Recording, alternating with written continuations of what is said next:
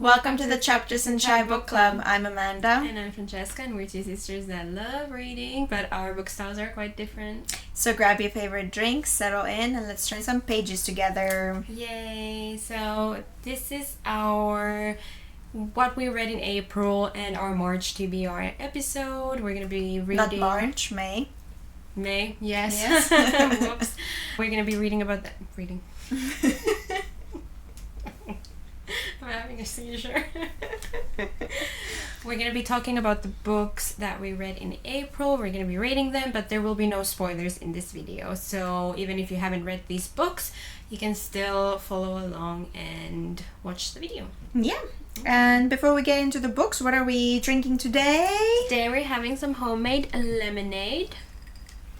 Very nice, very fresh. It's super hot today. So yeah, today's it's nice. Summer is here. Yeah. Cheers. So shall we start with the book club books that That we read? Yeah. So first of all, we read Carvel by Stephanie Garber, and this is a fantasy romance book. This is by the same author as Once Upon a Broken Heart. Mm-hmm. I can't speak today. And basically it follows two sisters that come from an abusive household, and they go into this magic kind of carnival game thing, and one of the sisters gets abducted and the other sister has to find her. And we have more thoughts on this book on our book club episode, but in general the synopsis is that this was not my favorite book. Mm-hmm. Unfortunately, it was quite confusing. It was entertaining to read. I was enjoying it while I was reading. However, it had some major plot holes. It was confusing. There were multiple times that I was like, wait, what's going on? I don't understand. So I ended up giving this just 3 stars. I gave it 3.5, but then I knocked it to 3. So yes. Yeah.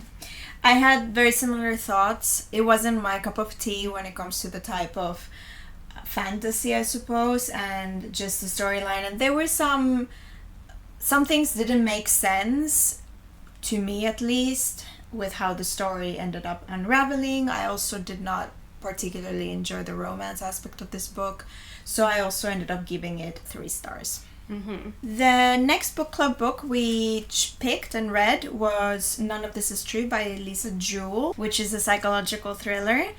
So this essentially follows birthday twins, Alex and Josie, yeah. Alex and Josie. So they kind of meet each other at a restaurant. They're both celebrating their birthdays. And Alex has a podcast, and Josie ends up going on this podcast to talk about her life story. But through that, we start finding out things about Josie and finding out that maybe she's not who she says she is. This book, for me, it was a very entertaining read. I really was invested in the story as we went on. However, the ending left me a little confused, maybe, or it wasn't as satisfying as I'd like it to be. So I ended up giving this a 3.75. Yes, I agree with everything Amanda said. I also was not satisfied by the ending. I think they tried to do a twist upon a twist, and I did not enjoy that. And I also gave it 3.75 because it was an entertaining read, and I was very curious to find out what's going on. So. Yeah, if you like thrillers, I think a lot of people like this book, so I would still give it a go. And if you're curious to hear more about our thoughts on what we didn't enjoy, we talk about this in the book club video. Okay, so for my next book that I read is the second book in the Kindred's Curse saga, which is Glow the Everflame by Penn Cole. And I really liked the first book in this series, which was Spark of the Everflame, and I think I gave it a 4 stars. The second book, I had some thoughts. I really enjoyed the book. It was entertaining. It was good. However, there were things. I absolutely hate the main character. That's it. I despise our FMC. Okay. I think she acts completely based on feeling. She's not smart with her actions. Yikes. She is very quick to draw conclusions and to judge characters, and she takes nothing from the past into consideration. Like one character who has been so good, now someone else says that this character is bad, and she immediately believes it, and she's like, okay, well, now I hate him. But like, why would you even believe that other person when you know that this person has been good? Anyways, so I had beef with the main character, and some of the choices she also made did not make sense. And also the ending was left in a cliffhanger, and what happened also does absolutely make no sense. And I hope that it's gonna be kind of explained in the third book, because otherwise there's quite big plot hole, I think. Okay. But everyone has been raving about this series, so I have hope for the third book. Yeah. But yeah, so I was not happy with the second. Again, I enjoyed reading it, but I was frustrated throughout the whole read. So I gave it a 3.5. Oh. Yeah. Okay. Unfortunately. That's sad. That is sad, but again, like the first book was amazing. Maybe the third book will be amazing. Maybe the series will be like a 4.5 series, but I'm gonna have to wait and see. My next book was Empty Smiles by Catherine Arden, which is the final installment in the series. It's the final installment in the Small Spaces series. I don't know if it has another name. So it's a middle grade horror series for those of you that don't know. And it follows the same characters through all 4 books, and this was the finale of them beating the bad guy. This one happens in the summertime. It happens in a creepy carnival. And I really enjoyed this book. This book is very reminiscent of Stein's work, I would say, similar vibes. I really, really enjoyed my whole read. It really reminded me of the books I used to read when I was younger, and so I was feeling so nostalgic reading this the whole time. It took me back to my bedroom when I was a child, when I used to read the R.L. Stein books, and I think because of that, I had a full 5-star feelings going on the whole book, because I just really was loving my experience. Oh, that's so fun. And in general, this series, I've given a 5-star to 3 out of the 4. So I've really enjoyed it. This one got a 5 stars. And I'm really sad that it's finished. Aww. Yeah. Oh, but that's so cute, though. I'm happy that you had a 5-star read. Yeah, it's the first one of the year, so that was nice. Wow. I can't go too much into the actual plot of it because it's the final in the series, but yeah, I'd recommend this series in general if you're into middle grade horror type of books. Now, I know I have been promising for the past 4 months that I will finish this book. And I'm sad to say that I still haven't. So it's It's Kingdom of Ash by Sarah J. Maas, which is the last book in the Throne of Glass series. I really, really tried to finish this book this month, but I had a difficult, busy month. I did not read a lot, and I literally have less than 100 pages left. And I was trying to speed through this morning, but then I was like, no, I can't do that. I need to sit down and really read it, slowly and enjoy it and take it all in. But I can talk about my thoughts on this book so far, which are, first of all, I've been loving this book. Right now, without the ending, I would give this a 4.5 stars, just because I think that there are many little parts that are, I completely understand that they are needed to kind of build up the ending, but they are a bit maybe boring, and there are a lot of details going on about what's going on with the battles and all of that. So those have been a bit of a slower read for me, but other than that, I have cried maybe 9 times throughout this book, because there are oh my gosh, there's so many very powerful moments, and the relationships between the characters are just so strong, and some of them they just, oh my goodness, some characters that were supposed to be not good, you end up loving them so much, and then your heart breaks for them, and this is some good writing over here, and this is their first series. I can't believe. Oh, wow. Yeah, and this is, I think I can safely say that this is her best series for me, at least. I've heard that a lot. Yeah. So, wow, yeah, I've been really, really enjoying this book, despite the little moments of too much detail. But I can't wait to read the last, like, the battle is in the, like, I'm deep in the battle. Okay. So yeah, I'm excited about that. Yeah, that's exciting. After I finished Empty Smiles, I was really in the mood to continue with the middle grade vibes. So I ended up picking up Ravenfall by Kaylin Josephson, which is a middle grade fantasy / mystery.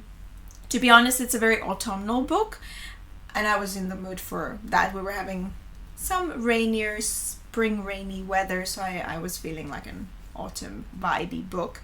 This one follows the main character Anna, who she and her family run a magical inn, and they all have kind of magical powers, and the house or the inn also in itself is kind of a sentient being. It kind of reminded me of Encanto, where in Encanto the house That's is right. a character, and then all the family members have their own kind of gifts. So it was kind of that vibe. And then it follows Colin, who just lost his parents under interesting circumstances, and he ends up going to this inn to get help, and he goes from there. It's a very cozy read because of all the autumn vibes. It is also a lead up to Halloween, and they do this big Halloween party, and it's a mystery in the sense that we're trying to figure out what happened to Colin's parents because they were killed,